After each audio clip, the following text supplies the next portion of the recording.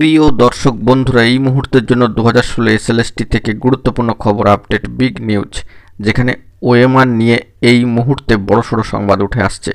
নিয়োগ ঘিরে কি বার্তা উঠে আসছে সেটাও কিন্তু দেখে নেওয়ার জন্য চেষ্টা করব। তাই আর্জেন্ট ভিত্তিতে ভিডিওটা কিন্তু ক্রিয়েট করা। ভিডিওটিকে শেষ পর্যন্ত দেখবেন, কোনোভাবে কিন্তু স্কিপ করবেন না। চ্যানেলটিকে অতি অবশ্যই সাবস্ক্রাইব করে নিয়ে সঙ্গে থাকবেন।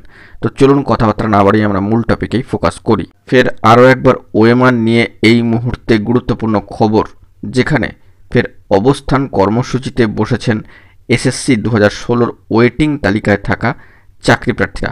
স্কুল সার্ভিস কমিশন বা এসএসসি 2016 প্যানেলে নবম থেকে দ্বাদশের অপেক্ষমান চাকরি প্রার্থীরা ধর্নায়।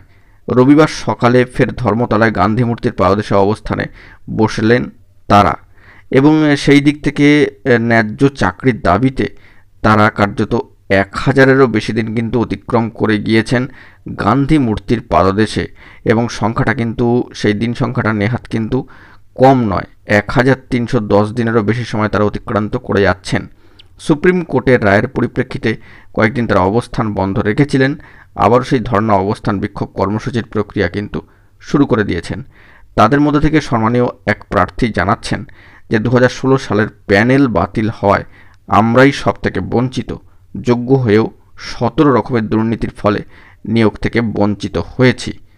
নিয়োগে ব্যাপক দুর্নীতির অভিযোগে 2016 সালে পুরো মেধা তালিকাই অর্থাৎ প্যানেলটাই কিন্তু বাতিল করেছে সর্বোচ্চ ন্যায়ালয়, সুপ্রিম কোর্ট। এর ফলে চাকরি বাতিল হয়েছে প্রায় 26,000-এর। যদিও যোগ্য প্রার্থীরা ইতিমধ্যেই সম্মানীয় শিক্ষামন্ত্রীর সঙ্গে বৈঠক করে চাকরির দাবি জানিয়েছেন। তো সম্মানীয় শিক্ষামন্ত্রীর যে বার্তা সেটাও কিন্তু অত্যন্ত গুরুত্বপূর্ণ। ওয়েটিংয়ে থাকা চাকরি প্রার্থীদের দাবি এটাই যে কার্যত প্রায় 22 লক্ষ পরীক্ষার্থীর ওএমআর তথ্য প্রকাশ করে মেধাক্রম অনুযায়ী নিয়োগের ব্যবস্থা করা হোক।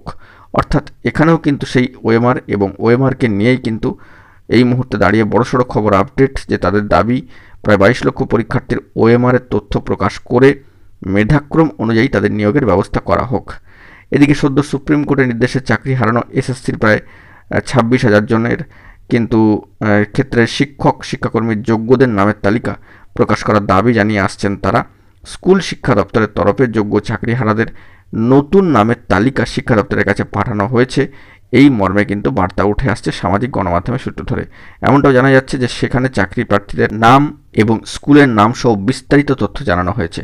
তবে সবটাই সামাজিক গণমাধ্যমের সূত্র ধরে উঠে এসেছে খবর আপডেটে। সবটাই প্রকাশ্যে আসলে অফিসিয়ালিভাবে তখন কিন্তু সবটাই সবার কাছে স্পষ্ট হয়ে উঠবে। তো আপাতত এই খবর আপডেট উঠে আসলো ওএমআর সংক্রান্ত বিষয়কে কেন্দ্র করে। এখন এটুকুই, ভালো থাকবেন, চ্যানেলটিকে সাবস্ক্রাইব করে নিয়ে সঙ্গে থাকবেন। ধন্যবাদ।